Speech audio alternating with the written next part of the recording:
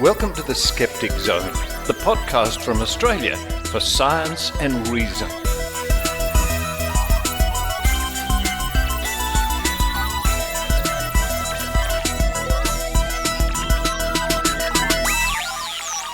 Yes, it's the Skeptic Zone podcast, episode number 616 for the 2nd of August, 2020. Richard Saunders here with you from Sydney, Australia.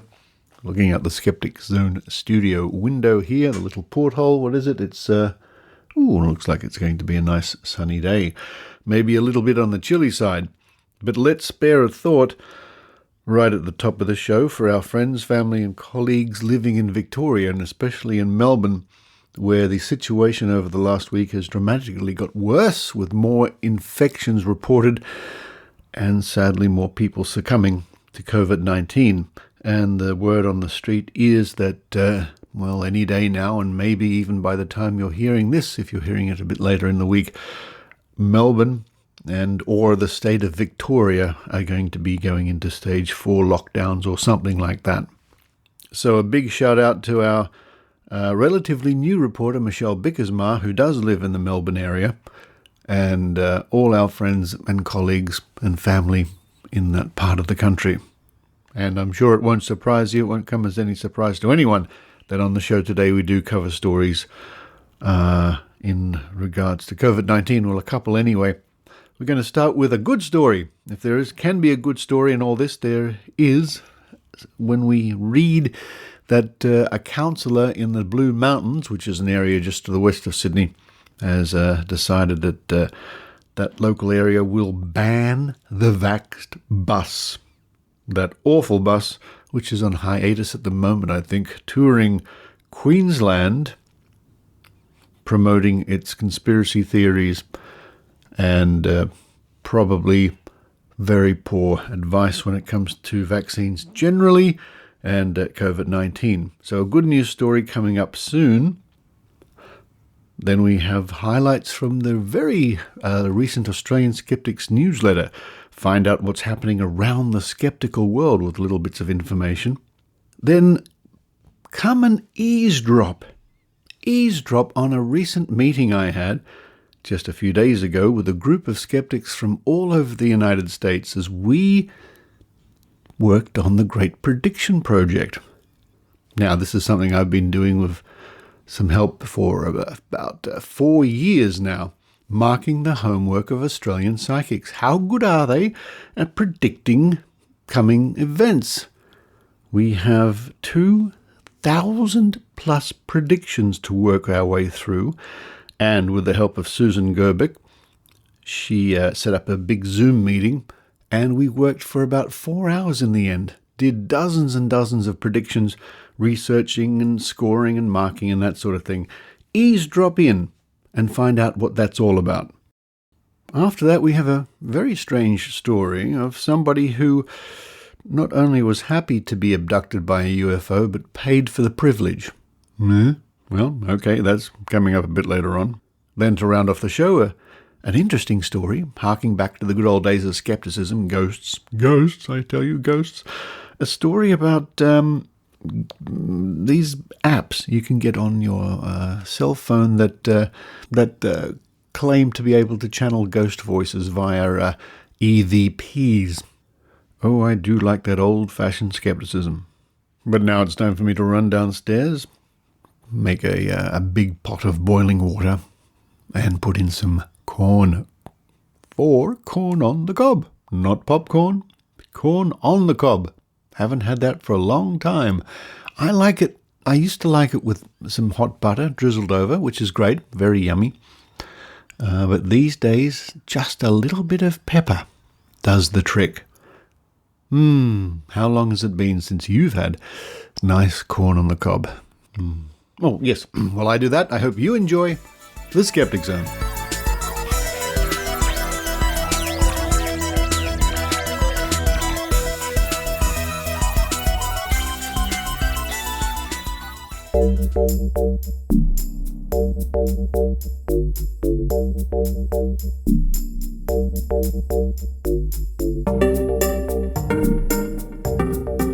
Now, last week on the Skeptic Zone, we brought you the press statement, the general public information statement from Australian Skeptics about the VAXXED Bus, which will forever in my heart be known as the VAXXED Bus, touring regional Australia. It was touring in Queensland. And if you'll recall, the Australian Skeptics put out a release warning people about this bus touring around and pointing out some of the more... I need my thesaurus. Just look up bizarre conspiracy theories propagated by the organisers or the people behind the Australian Vaccination Risks Network, such as chemtrails, poison... vaccines could contain microchips, COVID-19 is not serious, don't wear masks, or advising people that if they wear masks, they should choose ones with big holes in them. Now, what's come to our attention in the last couple of days, and maybe it's a result of the good activism by the Australian Skeptics, is the headline, Council bans VAXXED Bus from Blue Mountains Council venues. Now, the Blue Mountains is a region just to the west of Sydney, particularly nice, beautiful area with wonderful scenic lookouts and rolling hills and dense woodland and things like that. And it actually snows up there in the wintertime. And in fact, it's not unknown for Sydney-siders to drive up there the 2 or 3 hours and have some fun in the snow from time to time. Anyway, one of the local politicians, Councillor Brendan Christie, posted this on the 29th or the 28th of July to his Facebook, and it says, the anti-vax tour bus has been denied any bookings for Blue Mountain City Council venues. This group is encouraging mass gatherings against the public health order. They believe COVID-19 is a, quote, scamdemic, end quote. They are crossing rural and regional Australia, whose hospitals are least capable of coping with a pandemic, on a, quote, listening tour, end quote. Unfortunately, mass gatherings of the size they propose are against the public health order. They don't care about infecting the high risk with COVID-19 as it's, quote, just the flu, end quote. This tour, running through virus hotspots, risks infecting our vulnerable community. As the husband of a woman in the high-risk category, and as the father who's watched his son when he was 3 on a ventilator, I'm proud of my colleagues for joining me in this stance. So that's very, very good news indeed. And I think the VAXXED Bus is now finished its initial tour, with the COVID-19 situation in this country now getting significantly worse. It's very important for local councils to make a stand, and we applaud and congratulate Councillor Brendan Christie on his strong stand in this issue. Being forewarned is being forearmed, and I think that release by the Australian Skeptics certainly gives councillors and the media and local health officials very important information in case this wretched bus heads their way. Don't forget you can read that release for yourself simply by visiting www.skeptics.com.au, and I would encourage you to use that when necessary to send to your local government representatives.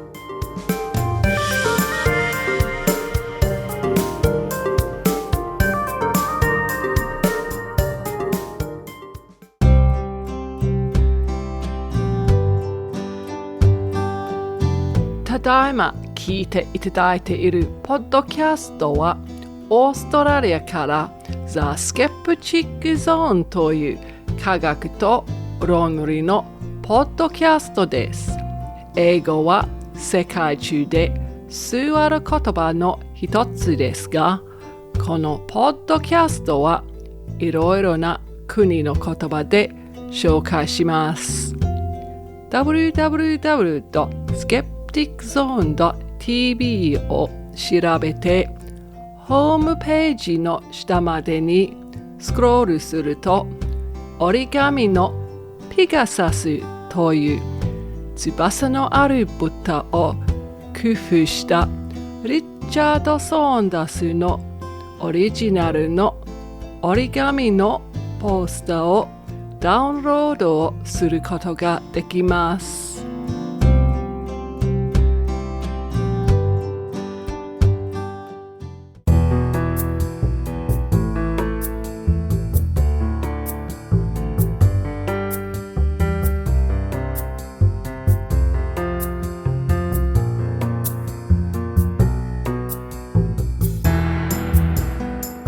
Now let's have a look at the Australian Skeptics Newsletter, newsletter number 103. And don't forget you can get this newsletter yourself every couple of weeks, or maybe even more often than that, by going to www.skeptics.com.au and signing up. In fact, the first item says a reader mentioned that as much as they loved reading it, they had trouble finishing each issue of the newsletter. They suggested a weekly version rather than fortnightly, as it is now, which would mean fewer items per issue. So, we'd like to ask you, how often and how big would you like to see the newsletter? So people who subscribe can give their feedback. Amongst the items mentioned in the newsletter itself, anti-mask psychic cut off.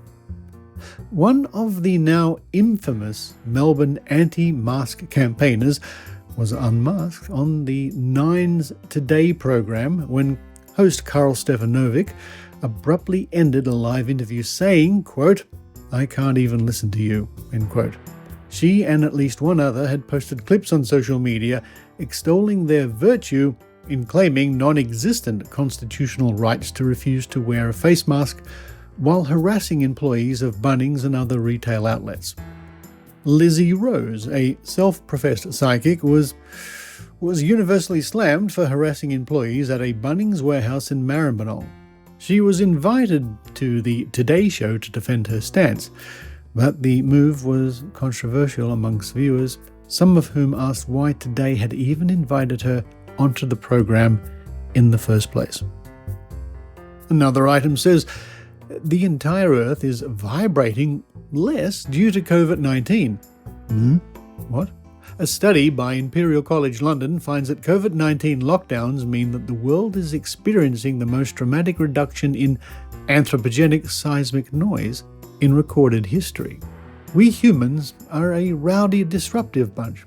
Our very day-to-day lives causes the planet to hum, quite literally. Driving and travelling, digging and construction, industry, and even sports event all contribute to a constant background hum of high-frequency seismic noise. Quote, "This quiet period is likely the longest and largest dampening of human-caused seismic noise since we started monitoring the Earth in detail using vast monitoring networks of seismometers," end quote, said seismologist Stephen Hicks of Imperial College. Well, how about that? The next item along says BBC 3 exposes dangerous cancer claims.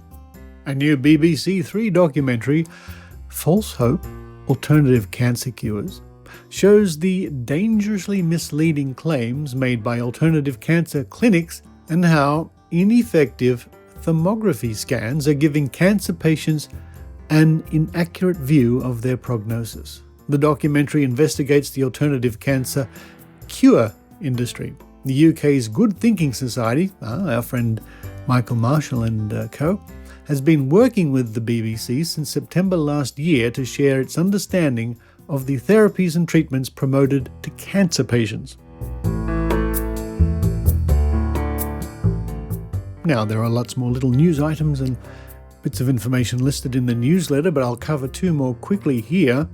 Webinar, August the 16th, Success and Failures of Science, Skepticism and Critical Thinking. Canberra Skeptics have organised an online webinar for the 16th of August looking at science and skepticism. Events over the past 12 months have demonstrated the vital role science, skepticism and critical thinking play in society. Yet, many of these events have also shown that science, skepticism, and critical thinking is failing to effectively counter anti-science attitudes. This online panel session will provide an opportunity for discussion on precisely why it is and what can be done to rectify the situation. The panel will also look at where science, skepticism, and critical thinking has succeeded and what can be done to ensure that success continues. The panel will feature Richard Saunders, producer of the Skeptic Zone podcast, and I will be hosting that event. Susan Gerbic, founder of Guerrilla Skepticism on Wikipedia, Dr. Stephen Novella, neurologist, Skeptics Guide to the Universe, and Jessica Singer, the president of Australian Skeptics Inc. The session will run from 10 a.m. to 11 a.m. on Sunday the 16th of August. Registration is essential to be able to watch the webinar, and I will actually link separately to that webinar in this week's show notes. And the last little item here is webinar, August 21st, Physics in the Pub. Physics in the Pub has gone virtual, digitizing and uploading its scientists for an online webinar about the complex protein structures in our cells, how tiny magnets can cure cancer, and the philosophy of everything. Wow, that's quite an interesting lineup of topics. This event takes place on Friday, August 21st from 6 p.m. And it looks like there will also be songs and quizzes. Good heavens. It's free to register for that event. And again, I will link to that event in this week's show notes. So that's just a few items here and there from the Australian Skeptics Newsletter. Sign up at www.skeptics.com.au and you can have that delivered directly into your inbox.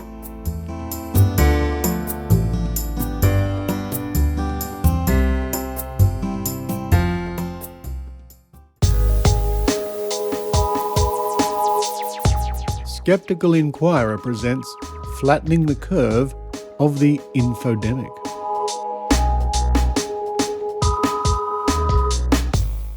Now more than ever, people need to hear from the voices of reason, science, and skepticism, but too often they are drowned out by the noise of misinformation, pseudoscience, and conspiracy theories, especially online. That's why Skeptical Inquirer, the magazine of science and reason, is going to turn up the volume. Introducing Skeptical Inquirer Presents, live online presentations from leading experts in science, skepticism, medicine, media, activism, and advocacy, all devoted to the cause of advancing science over pseudoscience, media literacy over conspiracy theories, and critical thinking over magical thinking.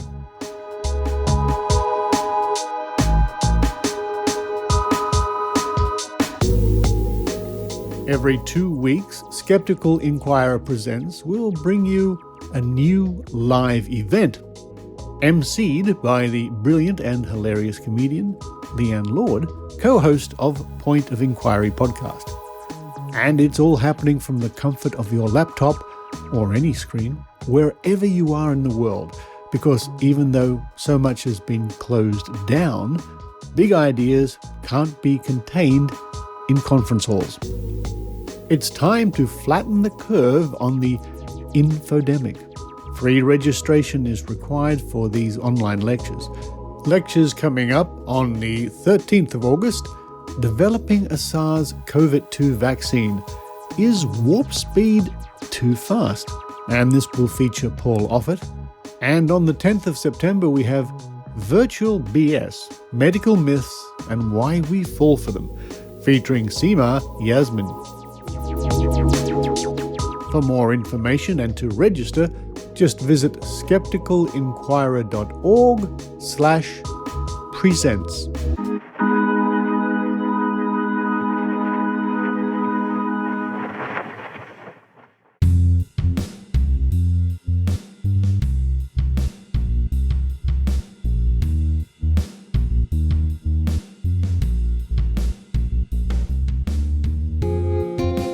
I'm with a group of skeptics from all over the United States, as it happens, headed up by Susan Gerbic, and we're all working on the Great Australian Prediction Project. And right now, what's the subject of our focus? It's Johnny Depp. Johnny Depp. For in the year 2014, a psychic, a mystic by the name of Jeffrey Hunt, made a prediction that Johnny Depp would be turning 51. Well, that's not a prediction. He was turning 51 in the year. And this year, and maybe a factor in his new philanthropic, I can't even say it, attitude, fundraising and giving to the hungry, is to become his new passion, and the media will lionize him for his efforts. So what we have to do now is, in all our computers around Australia and the United States, is we're all researching this. Now, what have we found? Mostly wrong. Mostly wrong. Or vague. Extremely vague. Vague? Has anyone found any references to Johnny Depp being giving to the hungry? Fundraising and for giving to the hungry? I might have given someone a sandwich at some point.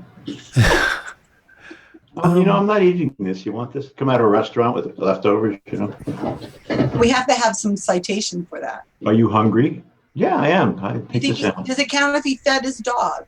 Maybe not. Maybe not.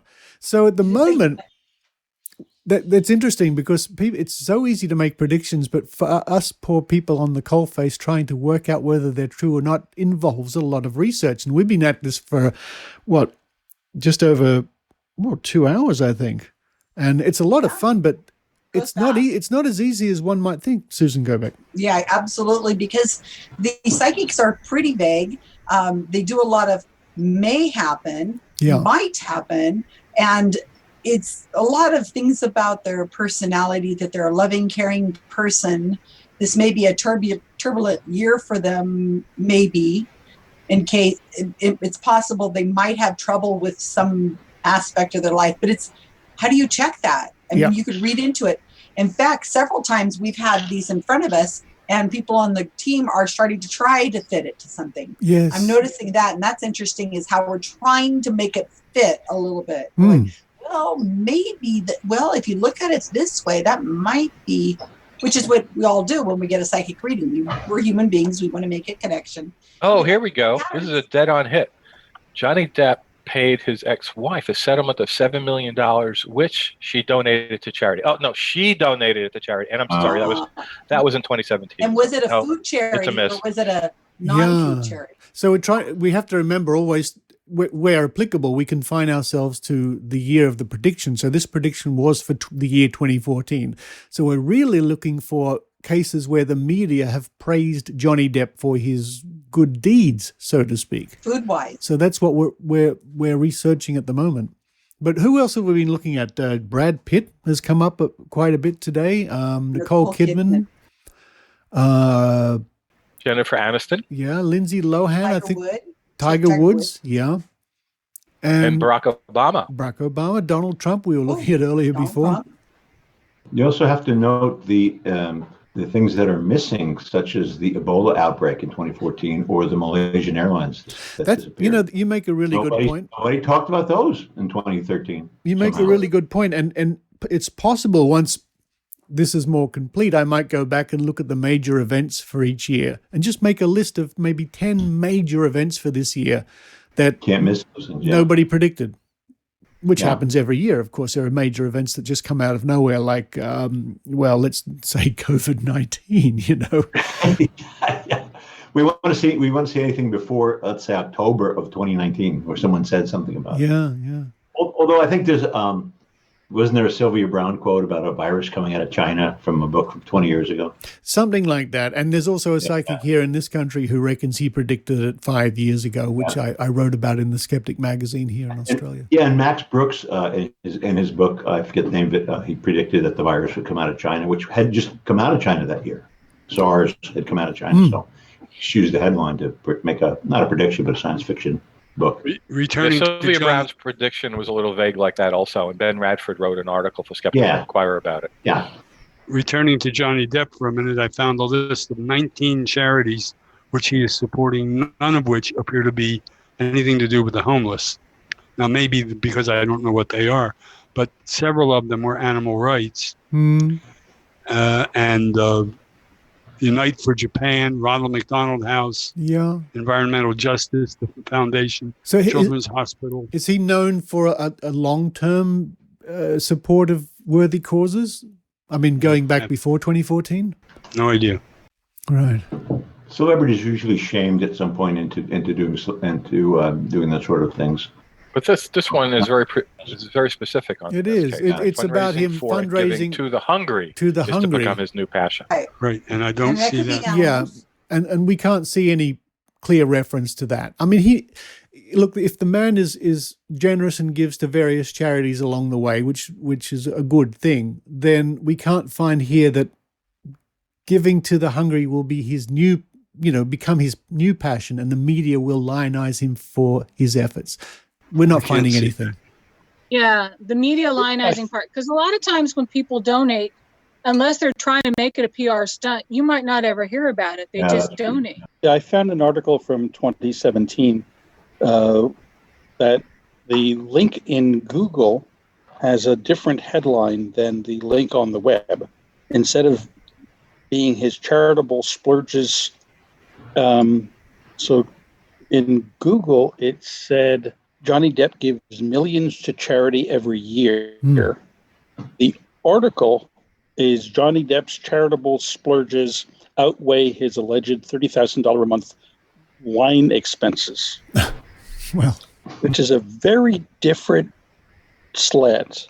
Well, you know what I'm going to put in the comment section? I'll put something to the extent of nothing reported specifically that makes this prediction bear out. However, he is noted for his charitable contributions, which would be fair enough, I think. Sure.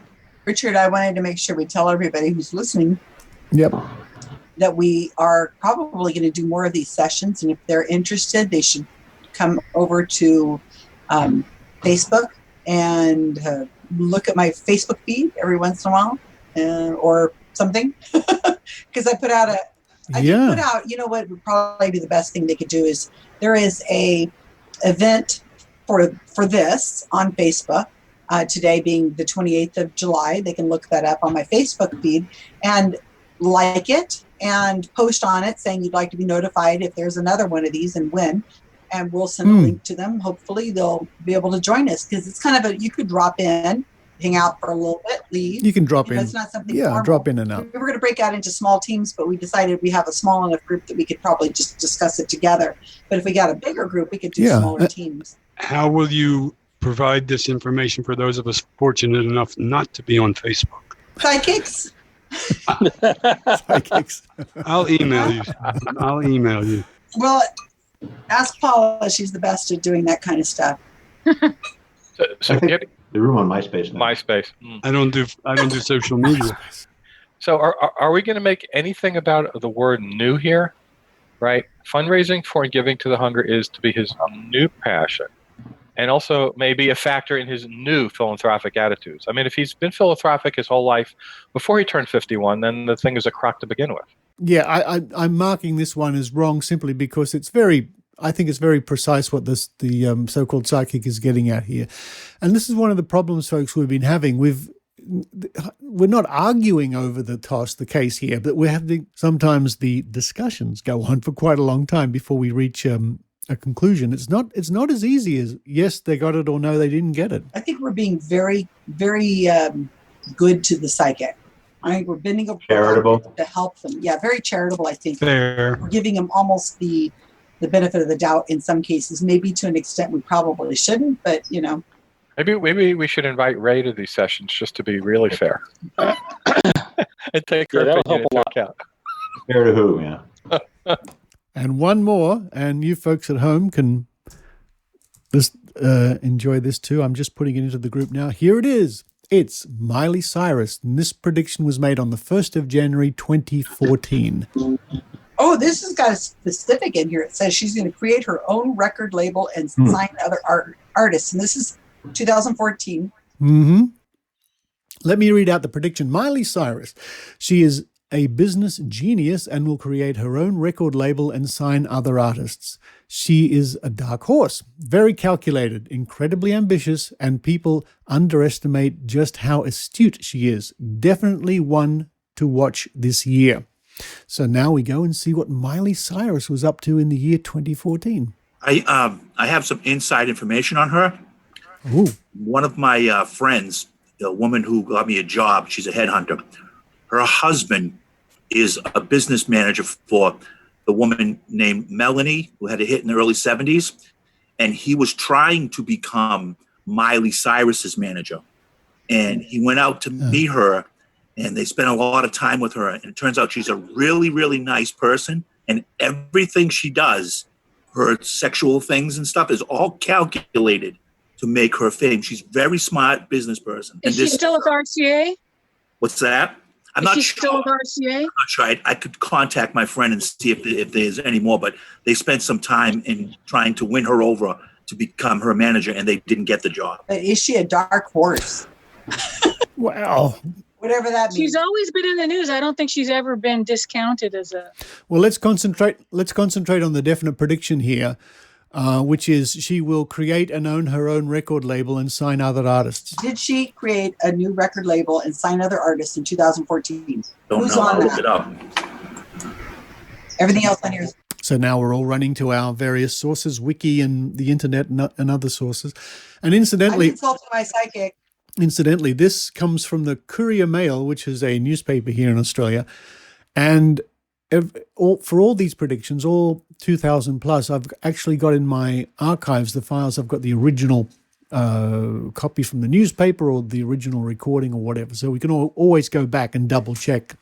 And when it comes out and people start to complain that we've been unfair, we can always go back to the original and say, no, this is what they actually said. I see nothing about her making a record label. No. I haven't found that either. I'm just seeing Hollywood Records and RCA. Did it say RCA? Yeah. No, it doesn't say RCA in this. Well, yeah, but what I'm saying is things about I'm RCA. only saying her traditional record labels, not her own. So it says her own. So the Miley Cyrus record label. Is there a Miley Cyrus record label? But you don't know that that's what it would be called. Well, look on her Wikipedia page. Is there anything on there that says she has? I think if she created her own record label and signed other artists, I think that would be listed or known or registered or documented. Yeah, I mean, if you put in Miley Cyrus record label and you don't get a hit, then it's not there. Right. So discount the fact that she signed other people, because if you don't have a... It's hard to sign people to things that don't exist. Yeah. Oh, I don't know. People do it all the time. Fraudulent. So broadly, I guess we could mark this prediction generally as simply wrong. Yeah, the part about the record label definitely is. Certainly. 998 predictions to go. That's right. Well, thanks for eavesdropping, Skeptic Zone listeners, on our little session here. As I said, we've been going for over 2 hours now. We'll stick at it a bit longer and find out lots more interesting predictions to score. And Mark, thank you everybody for coming along for this first day to help me out. Yeah, come and hang out with us, guys.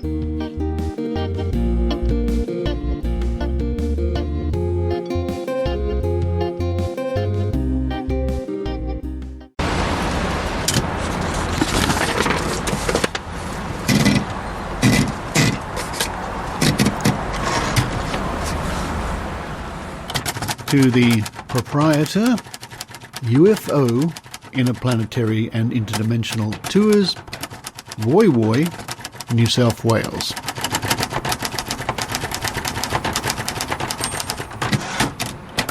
Dear Sir, I am writing to you to compliment you and your company on the thrilling UFO experience undertaken last weekend by myself and members of my club, the Believers in Extraterrestrial Entities from Pluto Club, or BEEP for short. We were amazed at how well the advanced alien cloaking technology worked as none of us could tell that the 1982 VW van used to transport us into the cosmos was in fact an Imperial shuttlecraft from the planet Mibli. The rust along the doors and the smoky exhaust were excellent touches of realism. I have been asked, however, to confirm with you that our group did in fact travel the 1,965 light years promised in the brochure, as our journey to the planet Resili seemed a close approximation of a journey on the M1 motorway, followed by a picnic on the Hawkesbury River. Imagine our surprise to discover that cold hot dogs and cheap wine are also to be found on other planets. Yours, etc., etc. P.S. May we now remove the special ultra-thin flexible silver head protectors you so kindly supplied.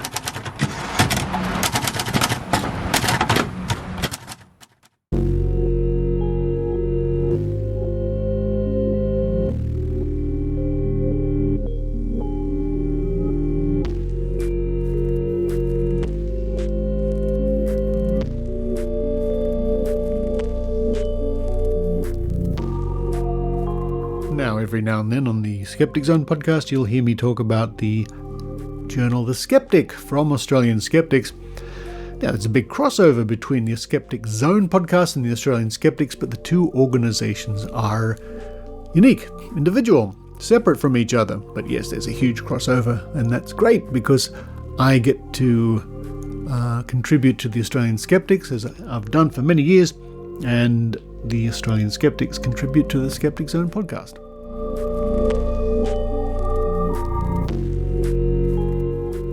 But getting back to the magazine, the journal, The Skeptic, is free to download from skeptics.com.au. Well, that is all back issues apart from the last 4 or 5. So this issue, which we will look at today, is volume 39, number 2 from June 2019. This issue is now online, free for you to peruse at your leisure. Download, put onto your smartphone, your tablet, or whatever you want, and enjoy. So to whet your appetite, I thought I would read one of the articles from this issue, and it's something close to my heart, good old-fashioned skepticism. In this case, it's ghosts. Yes, ghosts and spirits. And the story is Ghost in a Box. Want to talk with dead people? Ari Moore says, there's an app for that. It doesn't take much time on YouTube before the video hosting website's algorithm will automatically recommend a video featuring the paranormal. Hundreds of paranormal investigation channels promote their, quote, research, end quote, on the platform, with larger channels reaching upwards of 1 million subscribers. A recent trend in YouTube paranormal entertainment has content creators using smartphone spirit box apps to communicate with whatever spirits and or demons are in the vicinity. While smartphone apps put a new spin on things, the use of modern technology to communicate with the dead is well established. Paranormal investigators use, quote, instrumental transcommunication, end quote, ITC, to refer to the use of any electronic equipment to communicate with discarnate beings. When the device can log audio recordings of spirit voices into their devices, such as tape recorders, voice recorders, and now smartphones, this paranormal event is known as Electronic Voice Phenomenon, EVP. Adhering to the traditional method, paranormal researchers obtain radios with a frequency scanning function and modify it to continue scanning even when a station is successfully located. Playing the frequency of a radio station for a fraction of a second, the slices of audio, static, white noise, and interference are then interpreted to contain intentional spirit communications. Due to the nature of the rapidly changing frequencies, EVPs produced via the traditional radio method are typically limited to single words or phrases of 2 or 3 words. Now I'll just break from the script and give you a little sample of what a traditional spirit box sounds like, and this was recorded by me some years ago at the Fields of Mars Cemetery here in Sydney. Can somebody give us their name? Is that you, Steve?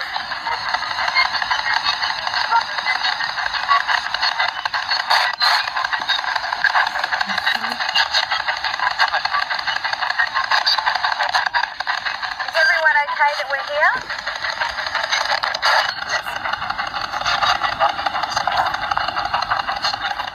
Are there any ladies here?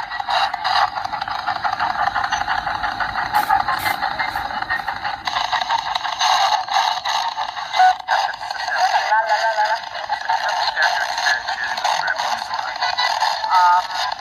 I was really intrigued because We read on. Smartphone EVP apps are known as Spirit Box or Ghost Box apps and are readily available for download on the Australian Apple and Google App Stores. App developers claim Spirit Box apps operate as follows. Randomization algorithms spontaneously generate words from phonetic databases. Spirits are capable of manipulating this random sequence by selecting words to intentionally communicate with the questioner.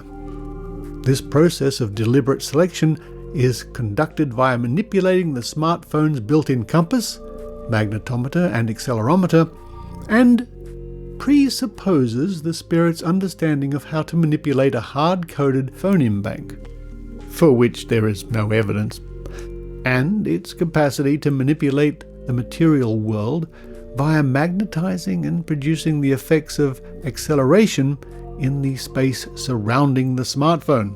Curiously, the audio output of many of the iPhone Spirit Box apps retain the sounds produced by the radio frequency scanners of traditional EVP research. Channel flicking, single words, white noise, random musical interference.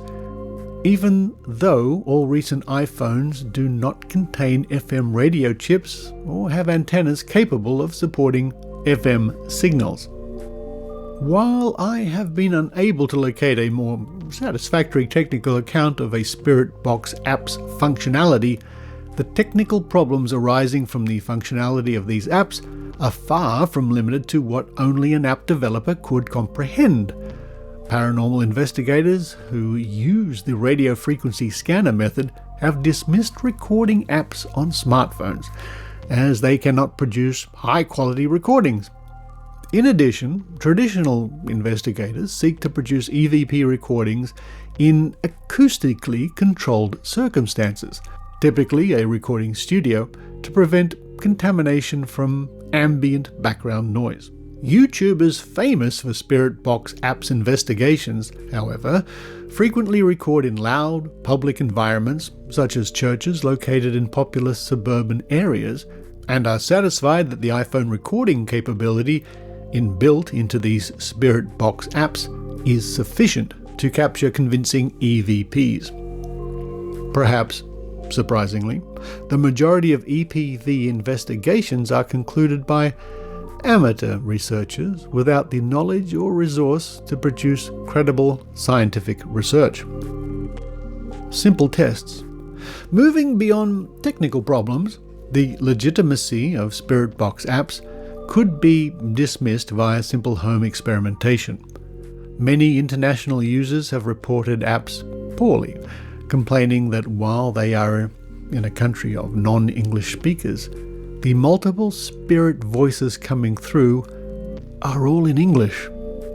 In addition, app reviewers have noticed that if two phones are placed side by side and made to run the same Spirit Box app at the same time, they will produce entirely different EVPs, despite the immediate surrounding area being manipulated by the spirit containing both phones. It is also curious that while the deceased person producing the EVPs may not have been tech literate enough to turn on a computer or lived during a time when computers existed, in the afterlife they have attained a complete understanding of a smartphone's inner workings. It seems that, upon death, we are spontaneously granted, among consciousness, memory, and the ability to manipulate magnetic poles, radio frequencies, and the material realm, full comprehension of the coding of smartphone apps and how to control them. There is also considerable biases and a lack of information to support the claims made by Spirit Box app developers. Frequently, the app description or blogs will tout that other apps are fake, but theirs is authentic. One app blog charges fake Spirit Box apps with using random word generators overlaid with static or white noises, coupled with reverb to produce dramatic effect. But theirs, however, was, quote, 100% real, end quote, without any account as to why or how it differed. Many descriptions use the terms, quote, scientifically proven, end quote, liberally, without reference to a single study, while later providing a legal disclaimer that the accuracy of the data and messages produced by the software cannot be guaranteed. Placing the onus on app users to produce convincing results is another common technique. Spirits can purportedly detect an app user's skepticism or negativity, but this does not prevent them from communicating as frequently and clearly as if to a die-hard believer. Instead, the user will not be able to connect with these statements, and as a result, the process will not work. As a result, if a user conducts a Spirit Box session while not persuaded that the app is legitimate and then receives unconvincing results, it is their fault. The Android app Ghostbox E1 Spirit EVP goes so far as to directly request of its users, quote, if you don't understand it, then please don't rate it, end quote. So why do Spirit Box apps perpetuate despite their glaring problems? Firstly, there is a strong financial incentive by app developers and YouTube content creators who profit from video views and affiliate sales. The most visible Spirit Box apps in the YouTube space, Echo Vox and Necrophonic, cost $30.99 Australian and $14.99 Australian respectively. YouTube content creators are paid according to ad revenue on their videos, with estimates that 1 million views produces approximately $2,000 for the content generator. Given that many Spirit Box app videos have views in the multiple millions, the content producers have clear financial incentive to behave as though the app is convincingly real. Secondly, a scientific explanation for why people may be convinced that these apps are real is well documented. Auditory pareidolia, or false audio pattern recognition. Throw enough randomized English language phonemes together, and an English speaker will automatically attempt to detect recognizable words in the chaos. For this reason, EVP may be considered an audio ink block test, a meaningless collection of sensory data upon which the listener interprets according to their personal context. It is not surprising then that, according to research, only 13% of people agreed upon what exactly the voice in an EVP said. This agreement dropped to 1% when the participants' interpretations were compared with that of a paranormal researcher's. In addition, the mere suggestion that the voices were recorded as part of paranormal research caused study participants to be more likely to hear voices in ambiguous stimuli.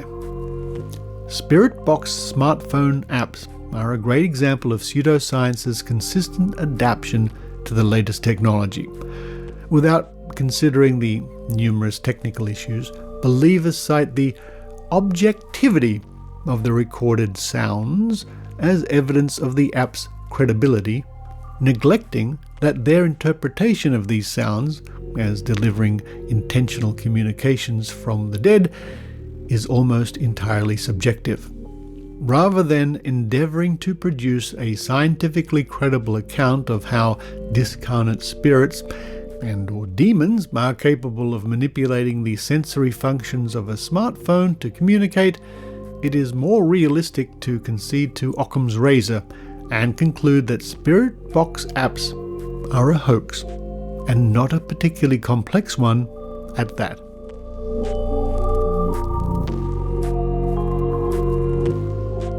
About the author.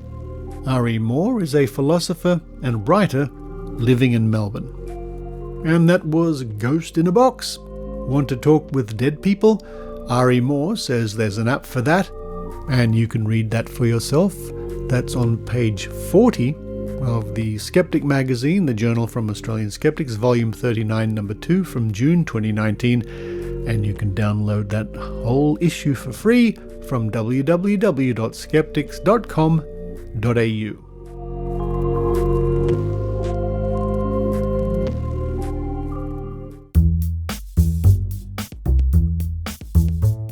Hi, this is Susan Gerbic from GSOW. That's Guerrilla Skepticism on Wikipedia. I want to thank everyone who, via the Skeptic Zone podcast, has contacted me to become an editor on Wikipedia. Together, we have worked on or created over 1,200 Wikipedia pages. Countless thousands of people all over the world access those pages each day. In fact, we're over 52 million page views. Like many listeners, I also give back to the Skeptic Zone via monthly micropayments, and I want to encourage you to do the same. Is the information and entertainment you get each week from the show worth $5 or $10 a month? I sure think it is. Follow the link at skepticzone.tv and show your practical support. Thank you.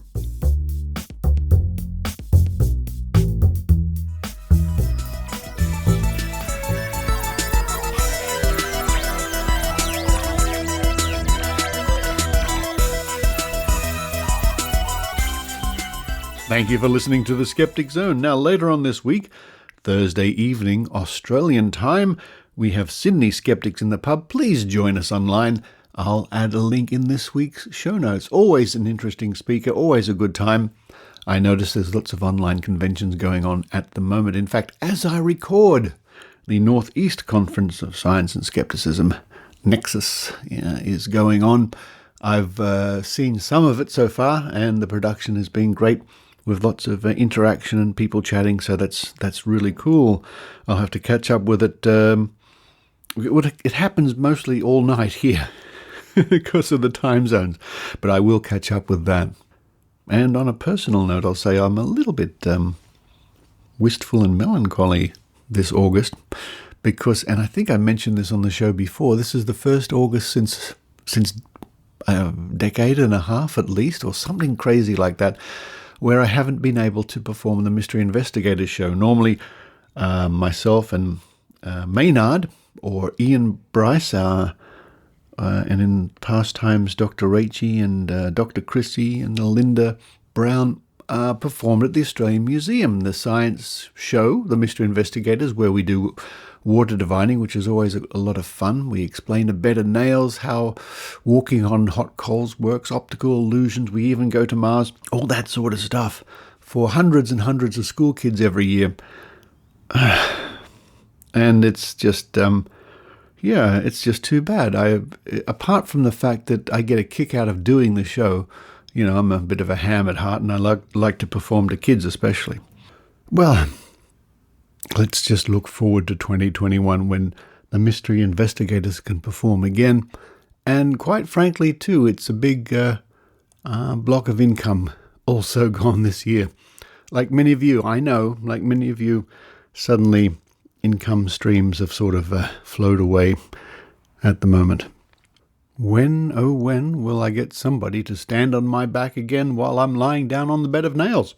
And before I go, just harking back to our earlier stories about the COVID-19 situation in Melbourne facing stricter lockdowns and the rise of the anti-mask brigade, conspiracy theorists having meetings apparently about not wearing masks, turning up to shops and stores and things like that to make a pest and nuisance of themselves, protesting loudly that they will not wear a mask, you can't trample on my rights, or I'm a sovereign citizen, or all this sort of stuff. All this sort of stuff. And it just goes to show that most of the time, or a lot of the time, we think of these conspiracy theory nutters, extremists, as being a bit amusing, but generally not too harmful, really. Well, now this is showing us that they are very harmful. If people are wandering around infected cities proudly not wearing masks, this can only lead to the rate of transmission going up and more deaths. So I remember my friend Tim Farley. What's the harm? What's the harm in believing in YouTube conspiracy theories or downloading things from the net saying you have the right to do this and you're a sovereign citizen and no government can blah, blah, blah, blah, blah. The harm is people die. Maybe you have a thought on that. You can always put your thoughts about the Skeptic Zone under the episode in Facebook. Just go to skepticzone.tv. You can click on the Facebook link, like the Skeptic Zone on Facebook, and comment away. In fact, recently people have been commenting on that poor guy and his typewriter. He never seems to win. Oh, and a big thank you to Beth Darlington, all the way over there in London, who was the voice on last week's Typewriter Time. But for this week, with our warm wishes and love, heading down to our friends and family and colleagues in Melbourne and the rest of Victoria, this is Richard Saunders signing off from Sydney, Australia. You've been listening to the Skeptic Zone podcast.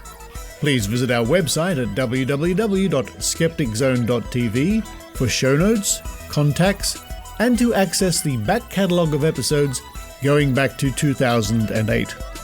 You can follow the Skeptic Zone podcast on Twitter at Skeptic Zone, visit our Facebook page, or leave a review on iTunes. You can also support the Skeptic Zone via Patreon or PayPal. The Skeptic Zone podcast is an independent production. The views and opinions expressed on the Skeptic Zone are not necessarily those of Australian Skeptics or any other skeptical organisation.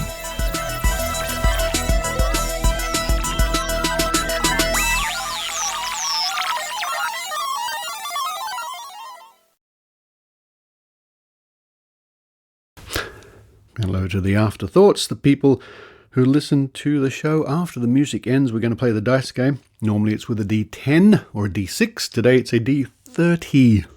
Oh yes. And if you don't know how this part of the game works, use your predicting power to predict the number that's going to come up on this D30. And it's going to make an awful racket on the table here. So I'm going to roll it down on near my floor, at the floor at my feet. So here we go. I'm going to give it a good shake. Predict away. And number from 1 all the way to 30. First number is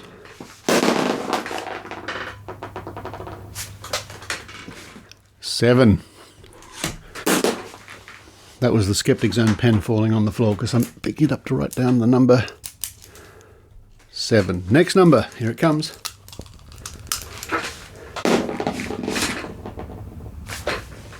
Oh, extreme number 30.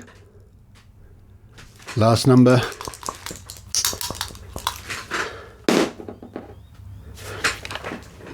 It's rolled to a quick stop on number. Susan Gerbic, are you listening? 6. Almost a 5, Susan. Sorry about that. Today's winning numbers are 7, 30, and 6. And of course, as ever, if you got one or more of those numbers, or none at all, you get to listen to next week's episode of The Skeptic Zone.